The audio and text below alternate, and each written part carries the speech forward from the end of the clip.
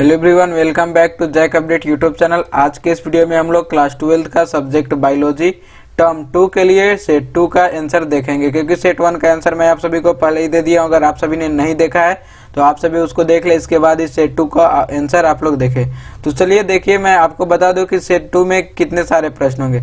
Set जो कि हर एक मॉडल सेट में जैसा निर्देश है कि आपको इसमें 3 खंड में प्रश्न विभाजित मिलेंगे, section A, section B, section C. Section A में 7 प्रश्न दिए गए हैं, सेक्शन बी में 7 प्रश्न दिए गए हैं, सेक्शन सी में 5 प्रश्न दिए गए हैं। जिसमें 7 प्रश्न जिसमें दिए गए हैं उसमें से आपको 5 का उत्तर लिखना अनिवार्य है, और जिसमें 5 प्रश्न दिए हुए हैं उसमें से 3 का उत्तर लिखना आप सभी को अनिवार्य है। तो जो सेक्शन ए में है वो 1 नंबर के लिए प्रश्न है, सेक्शन बी में 3 नंबर के लिए प्रश्न है, और सेक्शन सी में 5 नंबर के लिए प्रश्न है। टोटल आपका टर्म 2 के लिए जो नंबर मिलेगा 35 मार्क, और टर्म 1 का तो मॉडल सेट बहुत पहले ही आ गया है। अगर आप सभी ने उसका भी आंसर नहीं देखा है तो उसका भी वीडियो का लिंक मैं वीडियो के डिस्क्रिप्शन बॉक्स में दे दूंगा, या फिर चैनल पे आप चेक कर लीजिएगा, मैं आपको प्लेलिस्ट चैनल का दे दूंगा। तो देखिए, पहला क्वेश्चन हम लोग का क्या है सेक्शन ए में। देखिए, पहला क्वेश्चन सेक्शन ए में है, बायोपायरेसी क्या है। तो देखिए, बायोपायरेसी क्या है मैं आप सभी को दिखाता हूँ। जो आंसर का मैं आपको पीडीएफ दिखा रहा हूँ, इसका पीडीएफ लिंक वीडियो के डिस्क्रिप्शन बॉक्स में अवेलेबल है। आप सभी को क्या करना होगा, वीडियो के डिस्क्रिप्शन बॉक्स में जाना, वहाँ पे आपको लिंक मिलेगा पीडीएफ का। लिंक पे क्लिक करने के बाद आपके सामने पासवर्ड मांगेगा। तो ये जो पीडीएफ है पासवर्ड प्रोटेक्शन रहेगा, और पासवर्ड मैं आज के इसी वीडियो में कहीं भी कभी भी बता सकता हूँ। पासवर्ड डालिएगा तभी आपसे पीडीएफ खुलेगा, वरना पीडीएफ नहीं खुलेगा। तो देखिए, पहला का हम लोग आंसर देख लेते हैं, और पासवर्ड के लिए वीडियो को शुरू से लेकर के अंत तक जरूर देखें। पहला क्वेश्चन था कि बायोपायरेसी क्या है। तो बायोपायरेसी देखिए, आज वो विश्व में बहुत से ऐसे कंपनियां आ गई हैं जो किसी देश विदेश में पाए जाने वाले जैविक संसाधनों का बिना किसी अधिकार के दोहन कर रही है। इसे बायोपायरेसी कहते हैं। अब देखिए, अगला क्वेश्चन क्या है हम लोग का। अगला क्वेश्चन है, शैवाल प्रस्फुटन क्या होता है। तो शैवाल प्रस्फुटन देखते हैं हम लोग कि क्या होता है। जलाशयों में काफी मात्रा में पोषकों की उपस्थिति के कारण प्लवकीय शैवाल की मात्रा में अतिशय वृद्धि होना शैवाल प्रस्फुटन कहलाता है। अब देखिए, थर्ड क्वेश्चन क्या है। थर्ड क्वेश्चन है, IARI को विस्तारित करें, यानी कि IARI जो लिखा हुआ है इसको आपको फुल फॉर्म लिखना है। तो देखिए, IARI का फुल फॉर्म क्या होगा, इंडियन एग्रीकल्चर रिसर्च इंस्टीट्यूट। अब देखिए, अगला हम लोग देखते हैं, अंड परजीविता क्या है। तो अंड परजीविता देखिए क्या है, मानव के सिर में रहने वाले जू एक परिजीविता है जिसे अंड परिजीविता कहते हैं। देखिए, एक लाइन में हम लोग समझे तो अंड परिजीविता किसको कहते हैं, जो अपने अंडे को किसी और के देखभाल में, जो मतलब जैसे कि जू है ये हम लोग के शरीर में रहता है, तो ये अंड परजीविता है। जैसे मैं देखिए यहाँ पे कोयल में लिखा हूँ, जो कोयल है वो कौवा के घोंसला में अंडा देता है ना, तो वो भी एक अंड परजीविता है। तो अंड परजीविता का उदाहरण है जू और कोयल। जू मैंने आप लोग समझते ही होंगे कि जो कपार में ढील रहता है, जिसको कि कहते हैं देहाती भाषा में। अब देखिए, हम लोग 5वां का आंसर देखते हैं। झूम कृषि से आप क्या समझते हैं। झूम कृषि, तो देखिए झूम कृषि को हम लोग देखते हैं। एक जगह के जंगल या पेड़ को काट करके वहां पर खेती करते हैं, और कुछ समय के बाद दूसरी जगह पर जाकर फिर से पेड़ या जंगल को काट कर वहां खेती करते हैं। इसी तरह से निरंतर खेती का स्थान बदलते रहना झूम कृषि कहलाता है। जैसे कि कोई झूम कृषि को कौन सा हुआ, झूम कृषि जैसे आप कहीं गए, वहां के पेड़ या जंगल को काट दिए, वहां पे खेती किए, अब फिर वहां से आप दूसरा जगह गए, वहां पे भी आप जंगल और पेड़ को काट दिए, फिर वहां पे आप मतलब लगातार खेती का स्थान आप बदल रहे हैं, उसी को हम लोग झूम कृषि कहते हैं। यहाँ पे आपको डिफिनेशन दिया हुआ है। अब देखिए, अगला क्वेश्चन हम लोग का क्या है। अगला क्वेश्चन है, टैग पॉलीमरेज को PCR तकनीक में क्यों उपयोग किया जाता है। तो देखिए, Taq polymerase, Taq DNA polymerase enzyme Thermus aquaticus नामक जीवाणु से प्राप्त किया जाता है। यह एंजाइम ताप अस्थायी होता है। अब देखिए, अगला क्वेश्चन क्या है हम लोग का। बायोगैस के मुख्य संगठक के नाम लिखे। बायोगैस के संगठक पूछ रहा है। तो बायोगैस के देखिए संगठक ऐसे तो methane, carbon dioxide, nitrogen, hydrogen sulphide, ये सब है। पर मुख्य पूछ रहा है तो मुख्य होगा मीथेन, इसलिए मैंने मीथेन को राउंड कर दिया है। तो मुख्य में हो जाएगा मीथेन, और ऐसे संगठक में कार्बन डाइऑक्साइड भी हो जाएगा, नाइट्रोजन, हाइड्रोजन सल्फाइड भी हो जाएगा, sorry, methane, carbon dioxide, nitrogen, hydrogen sulphide. मैं एक में ही बोल दिया था। अब देखिए सेक्शन ए का सारा प्रश्न खत्म हो चुका है। मैंने सातों का आंसर आपको बता दिया है। आपको इसमें से जो अच्छा लगे, जो आप लिखना चाहे वही लिख सकते हैं, पर ध्यान रखिएगा कि 5 का ही आप लोग उत्तर लिखेंगे, क्योंकि 7 का उत्तर नहीं लिखना है। निर्देश में आपको पहले ही बता दिया गया है। अब देखिए ग्रुप बी यानी कि सेक्शन बी में हम लोग आते हैं। सेक्शन बी में आपको देखिए 7 प्रश्न दिए गए हैं, जिसके लिए कि एक प्रश्न के लिए 3 नंबर आपको दिए। पहला क्वेश्चन है स्टैटिन के बारे में संक्षेप में वर्णन करें, क्योंकि 3 नंबर का प्रश्न तो संक्षेप यानी कि छोटा लिखना है। तो देखिए स्टैटिन के बारे में हमने संक्षेप में वर्णन किया है। स्टैटिन एक प्रकार का दवाई है जिसका उपयोग आमतौर पर बढ़े कोलेस्ट्रॉल के स्तर को कम करने के लिए उपयोग किया जाता है। यानी कि जो स्टैटिन है एक दवाई है और जिसका काम कब किया जाता है, उपयोग बढ़े कोलेस्ट्रॉल को कम करने के लिए किया जाता है। अब देखिए अगला प्रश्न क्या है, समष्टि के किन्हीं 3 गुणों का वर्णन कर। देखिए 3 नंबर का प्रश्न है तो यहाँ पे 3 गुण बोला गया है। तो देखिए यहाँ पे मैं लिख दिया हूँ समष्टि घनत्व, पहला गुण हो जाएगा समष्टि के प्रति इकाई क्षेत्रफल का आयतन में उपस्थित जीवों की संख्या को समष्टि घनत्व कहते हैं। और देखिए दूसरा हो जाएगा जन्म दर। जन्म दर से तात्पर्य समष्टि में जन्म लेने की उस संख्या से है जो दी गई अवधि के दौरान आरंभिक घनत्व से जुड़ता है। और मृत्यु दर, समष्टि में होने वाली मृत्यु की संख्या को मृत्यु दर कहते हैं। तो 3 गुणों का हम लोग वर्णन कर दिए। अब देखिए अगला क्वेश्चन है प्रतिबंधन एंडोन्यूक्लियेज क्या है। प्रतिबंधन एंडोन्यूक्लियेज के नामकरण से संबंधित प्रक्रिया का एक उदाहरण के द्वारा बताएं। तो अगला देखिए शायद 10th का मैंने नहीं बनाया है, 11th का बनाया है, क्योंकि आपको 5 का ही उत्तर लिखना है तो मैं 5 का लिखा हूँ, सभी का नहीं लिखा हूँ। तो 10th का मैंने उत्तर नहीं दिया है, 11th का दिया। 11th देखिए क्या है, पारिस्थितिक पिरामिड क्या होते हैं, ऊर्जा पिरामिड का वर्णन करें। पारिस्थितिक पिरामिड क्या होता है इसका डेफिनेशन पूछ रहा है, और ऊर्जा पिरामिड के बारे में आपको वर्णन भी करना है। तो देखिए मैं आपको दिखाता हूँ, चित्र के द्वारा भी मैं आपको समझाऊंगा। यहाँ पे देखिए नीचे मैंने चित्र भी ले लिया है। तो पहले मैं डेफिनेशन पढ़ लेता हूँ। पारिस्थितिक पिरामिड किसी भी पारिस्थितिक तंत्र के प्राथमिक उत्पादकों एवं विभिन्न श्रेणी के उपभोक्ताओं की संख्या, जीव भार तथा संचित ऊर्जा में परस्पर एक प्रकार का संबंध होता है। इन संबंधों को जब चित्र रूप में दिखाया जाता है तो इन्हें पारिस्थितिक पिरामिड कहते हैं। पारिस्थितिक पिरामिड हो गया। अब देखिए ऊर्जा पिरामिड के बारे में हमको वर्णन करना था। प्रत्येक पारिस्थितिक तंत्र में केवल उत्पादक ही सूर्य की प्रकाश की ऊर्जा को अवशोषित कर उसे भोजन के रूप में परिवर्तित करता है। खाद्य श्रृंखला में इस ऊर्जा की मात्रा प्रथम श्रेणी को उपभोक्ताओं तक कम हो जाती है। इस प्रकार ऊर्जा का प्रवाह एक दिशीय होता है। देखिए यहाँ पे ऊर्जा का प्रवाह, देखिए मैं समझाता हूँ इसमें।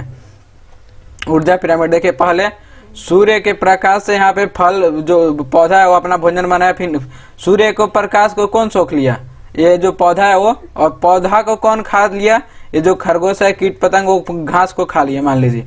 अब खरगोश को कौन खाएगा, सांप खाएगा। अब सांप को कौन खाएगा, ईगल यानी कि गरुड़ खाएगा, या फिर चील भी हो जाएगा। तो यहाँ पे देखिए, यहाँ पे आप लोग देख सकते हैं, यहाँ पे 10,000 KCl है, फिर यहाँ पे देखिए 1,000 KCl यानी कि घटते गया। तो जो प्रथम श्रेणी के थी उनको घटते गया। यहाँ पे आपको यहाँ पे लिखा भी हुआ है आंसर में, मैं आपको दिखाता हूँ, एक मिनट। यहाँ पे देखिए खाद्य श्रृंखला में इस ऊर्जा की मात्रा प्रथम श्रेणी के उपभोक्ताओं तक कम हो जाती है। यानी कि प्रथम श्रेणी के उपभोक्ता जो है ना, उन लोग तक पहुंचते पहुंचते कम हो जाता है जो खाद्य श्रेणी के मात्रा है खाद्य श्रृंखला में। अब देखिए अगला प्रश्न हम लोग का क्या है। अगला प्रश्न है क्राई प्रोटीन क्या है, उस जीव का नाम बताए जो इसे पैदा करता है। मनुष्य इस प्रोटीन को किस प्रकार से अपने फायदे के लिए प्रयोग में लाता है। अभी तक आप सभी ने वीडियो को लाइक नहीं किया तो लाइक कर ले, क्योंकि वीडियो बनाने में बहुत ही ज़्यादा टाइम लगता है और मैं आपको आंसर लिखने में टाइम लग जाता है, इसलिए मैं वीडियो को आप लोग लाइक करते हैं तो हम लोग को मोटिवेट मिलता है और इससे हम लोग को आगे और भी वीडियो बनाने का उत्साहित मतलब मोटिवेट मिलता है। तो आपको आज की इस वीडियो का लाइक टारगेट मैं 40 दे रहा हूं। अगर आप लोग 40 लाइक कर देते हैं इस वीडियो पे तो सेट 3 भी बहुत जल्द मैं आप सभी को दे दूंगा।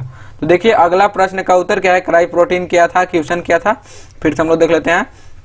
क्राई प्रोटीन क्या है, उस जीव का नाम बताए जो इसे पैदा करता है। यानी कि क्राई प्रोटीन क्या है इसका डेफिनेशन लिखना है। क्राई प्रोटीन को कौन उत्पादन करता है वो बताना है, और क्राई प्रोटीन का उपयोग मनुष्य किस प्रकार से करते हैं वो बताना है। देखिए क्राई प्रोटीन पहले क्या है हम लोग देखते हैं। जीवों में वे जीन जो विष को कोडित करते हैं क्राई जीन कहलाते हैं, और इनके द्वारा उत्पन्न प्रोटीन क्राई प्रोटीन कहलाता है। यानी कि जीव में वो जीन जो विष यानी कि जहर को कोडित करते हैं उसको हम लोग क्राई प्रोटीन कहते हैं, सॉरी क्राई जीन कहते हैं। और क्राई जीन के द्वारा ही क्राई प्रोटीन का निर्माण होता है। क्राई प्रोटीन क्रिस्टलीय प्रोटीनों का एक वर्ग है जो फसल को कीटों के प्रति प्रतिरोधी बनाता है। यानी कि जो क्राई प्रोटीन है वो कीट के लिए हानिकारक है, पर जो फसल है ना उसके लिए अच्छा लाभदायक है। वो कैसे लाभदायक है आगे हम लोग देखेंगे और समझेंगे। क्राई प्रोटीन कीटों की प्रजातियों के लिए विष है लेकिन मनुष्यों के लिए लाभदायक है। ये तो मैंने आपको बता दिया, अब कैसे है यहाँ पे हम लोग देख लेते हैं। देखिए क्राई प्रोटीन उत्पन्न करने वाला जीव कौन है? बैसिलस थ्यूरिजिएंसिस की कुछ प्रजातियां क्राई प्रोटीन का निर्माण करती है। अब मनुष्य द्वारा क्राई प्रोटीन का उपयोग कैसे किया जाता है? देखिए मनुष्य क्राई प्रोटीन का उपयोग फसल को कीट प्रतिरोधी बनाने के लिए करते हैं ताकि कीड़े फसल को नुकसान नहीं पहुंचा सके। देखिए क्राई प्रोटीन है जो कीड़ों के लिए हानिकारक है, यानी कि अगर क्राई प्रोटीन कीड़ा अगर क्राई प्रोटीन को खा ले तो उनको हानिकारक करेगा, पर क्राई प्रोटीन फसल के लिए बहुत ही अच्छा है। अगर क्राई प्रोटीन फसल में रहेगा तो फसल को कीड़ा नहीं खाएंगे, क्योंकि अगर उसको खा लेंगे तो उससे कीड़े को नुकसान होगा। तो इसीलिए किसान के लिए या फिर फसल के लिए जो क्राई प्रोटीन है वो लाभदायक है। अब देखिए हम लोग का अगला प्रश्न क्या है?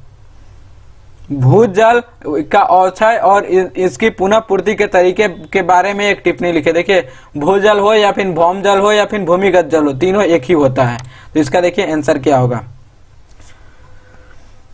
भूजल पीने के लिए अधिक शुद्ध एवं सुरक्षित होता है। औद्योगिक शहरों में भूजल प्रदूषित होता जा रहा है और इसका प्रमुख स्रोत प्रदूषित जल है तथा उर्वरक एवं पीड़कनाशी एवं वर्षा जल के साथ निकट जलाशयों में पहुंचते हैं। पुनः पूर्ति के तरीके, ये भूजल का जो अवक्षय था वो उसके बारे में यहाँ पे बताया गया है और उसको कैसे पुनः प्राप्त किया जा सकता है वो देखिए। वहित मल जल एवं अपशिष्ट पदार्थों को जलाशय में छोड़ने से पहले उपचारित करना चाहिए जिससे भौम जल प्रदूषित न हो जाए। जैसा कि मैं आप सभी को पहले ही बता चुका हूं प्रश्न के स्टार्टिंग में कि भौम जल हो या फिर भूजल हो या भूमिगत जल हो, तीनों एक ही होता है, इसलिए मैं यहाँ पे आपको भौम जल भी लिख दिया हूँ।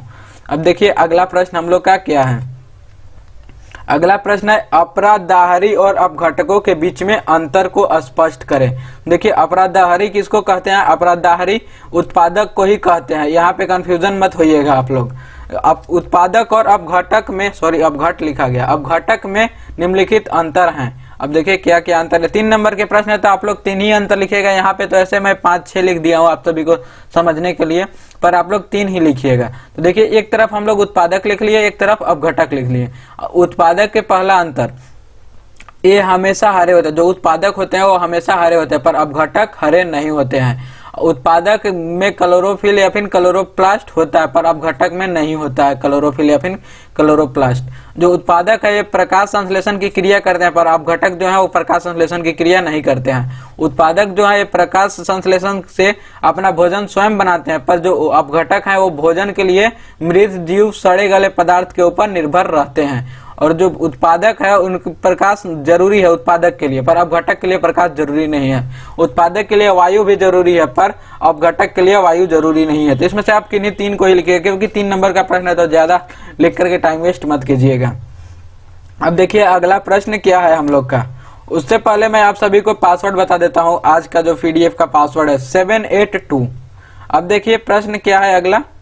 हम लोग सेक्शन ए और सेक्शन बी को खत्म कर चुके हैं। देखिए सेक्शन सी में आपको 5 प्रश्न दिए गए हैं, इसमें से आपको किन्हीं 3 का ही उत्तर लिखना है, जो कि हर एक प्रश्न आपको इसमें 5 नंबर का है। एक प्रश्न 5 नंबर के लिए है तो आपको 3 का ही उत्तर लिखना है। तो देखिए 15 नंबर क्वेश्चन क्या है। जैव आवर्धन क्या है? उपयुक्त उदाहरण और चित्र के द्वारा जैव आवर्धन की व्याख्या करें। तो यहाँ पे देखिए जैव आवर्धन के पहले क्या है लिखा हुआ था, तो जैव आवर्धन का हम लोग परिभाषा देखेंगे। जैव आवर्धन पोषक स्तरों में विषैला पदार्थों की मात्रा में वृद्धि होना जैव आवर्धन कहलाता है। पारा DDT जैसे विषैले पदार्थों से युक्त जल का सेवन करने से जीवों की शरीर में पहुंच जाते हैं। जो जैव आवर्धन, इसमें क्या लिखा हुआ था? विषैले पदार्थों की मात्रा में वृद्धि होता है तो जैव आवर्धन कहलाता है। अब जैव आवर्धन कैसे होता है? तो पारा या फिर DDT, ये तो इसका मैंने आपको बताया था, क्या नाम था? डाइक्लोरो डाइफिनाइल ट्राइइथेन था। तो जैसे विषैले पदार्थ, ये सब विषैला पदार्थ है। और इससे युक्त जल का मतलब इस पारा और डीडीटी अगर जिस जल में रहेगा उसका अगर आप लोग सेवन करते हैं तो जीवों के शरीर में पहुंच जाता है। क्या पहुंचता है? जैव आवर्धन, जो कि विष है। अब देखिए आगे क्या है। इन पदार्थों की उपापचय या उत्सर्जन नहीं होता है। अगर जो पारा डीडीटी है इनका ना उपापचय होता है या फिर ना उत्सर्जन होता है, जो कि मतलब बाहर नहीं निकलेंगे शरीर से, जिसके कारण इसकी मात्रा जीवों की शरीर में बढ़ती जाती है। बाहर निकलेंगे नहीं तो उससे बढ़ते जाएगा इसकी मात्रा। अब देखिए आगे हम लोग चित्र के अनुसार, यहाँ पे चित्र भी बताया गया था कि चित्र के द्वारा जैव आवर्धन की व्याख्या करें। तो देखिए चित्र के द्वारा हम लोग समझेंगे। चित्र आपको बनाना जरूरी नहीं है, आप ऐसे भी बना सकते हैं, पर मैंने सोचा कि नोट आपको दे रहा हूँ पीडीएफ का, तो यहाँ पे मैं फिगर भी मैं आपको दिखा दिया हूँ। देखिए पहले क्या है, जल है, प्राणी पलवक है, फिर इसके बाद छोटी मछली, बड़ी मछली और मत्स्य मछली। अब देखिए हम लोग इसको आसानी भाषा में एकदम चित्र के द्वारा देखिए समझते हैं। तो देखिए हम लोग चित्र के द्वारा अच्छे से समझते हैं। तो यहाँ पे देखिए पहले लिखा हुआ वाटर, फिर zooplankton, small fish, large fish और फिश ईटिंग बर्ड्स। यानी कि जो वाटर है उसके पास कितना पीपीएम है? 0.00003, यहाँ पे सबसे कम है।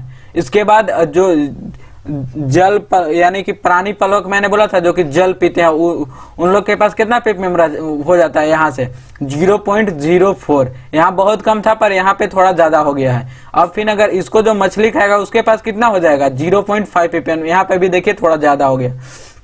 अब 0.5 ppm स्मॉल फिश को जो लार्ज फिश खाएगा यानी कि बड़ी मछली खाएगी, वो उसके पास कितना होगा? उसके पास 2 ppm। और जो बड़ी मछली को आदमी खाए या फिर कोई पक्षी खाए उसके पास कितना ppm हो जाएगा? 25 ppm। यानी कि लगातार इसमें वृद्धि होते रहता है, इसमें उत्सर्जन नहीं होता है, बाहर नहीं निकलता है। वही इसमें बताया गया है चित्र के द्वारा। मैंने आपको यहाँ पे भी बता दिया है, यहाँ पे आप लोग देख सकते हैं। आप लोग अगर एग्जाम में आए तो चित्र मत बनाइएगा, ऐसे भी आप लोग कर सकते हैं। अगर आप को अच्छा से ड्राइंग करने आता है तो आप चित्र बना दीजिएगा तो और भी अच्छा रहेगा। तो देखिए अब अगला प्रश्न क्या है हम लोग का। अगला प्रश्न है चिकित्सा क्या है? जिन चिकित्सा के द्वारा एडोनिसिन और डायमिनेज के कमी के उपचार के विभिन्न चरणों का वर्णन करें। तो हम लोग 18 नंबर प्रश्न का आंसर लिए हैं, 16 का नहीं किए हैं, 17 का भी नहीं किए हैं, 18 का किए हैं, क्योंकि 3 का ही उत्तर देना है तो सभी का देता था, टाइम भी ज़्यादा लगता है और मुझे भी लिखने में आप लोग का बहुत सारा मैसेज भी आ रहा था कि सेट 2 का जल्दी से आंसर दीजिए, सेट 2 का जल्दी से आंसर दीजिए। तो देखिए 18 नंबर का क्या है? वैद्युत संचरण तकनीक के द्वारा डीएनए खंड का पृथक्करण एवं विलग्न की प्रक्रिया का वर्णन करें। अब देखिए यहाँ पे क्या हुआ, सॉरी यहाँ पे मैंने थोड़ा सा, यहाँ पे देखिए जेल भी लिखा हुआ है साइड में। जेल वैद्युत संचरण तकनीक के द्वारा डीएनए खंड का पृथक्करण एवं विलंघन की प्रक्रिया का वर्णन करें। तो इसका देखिए आंसर क्या है?